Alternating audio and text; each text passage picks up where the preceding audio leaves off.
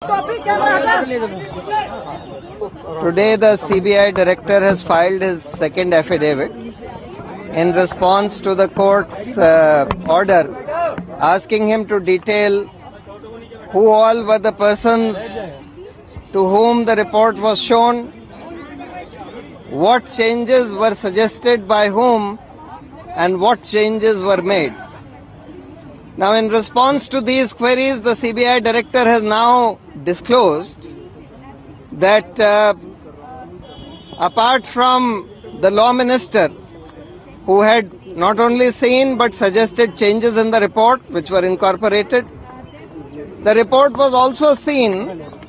and changes suggested and incorporated by the Attorney General. Now remember, the Attorney General had stated twice before the court that he has not seen either the draft status report or the final status report. So the CBI director's affidavit clearly contradicts the statements made by the Attorney General in court. It also contradicts the formal statement made by the Additional Solicitor General in court, who had said that the status report had not been shared by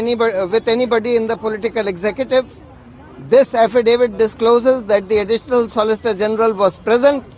both in the meetings with the law minister as well as in the meeting with the Attorney General. But what the report further discloses is that there were at least 3 different sets of meetings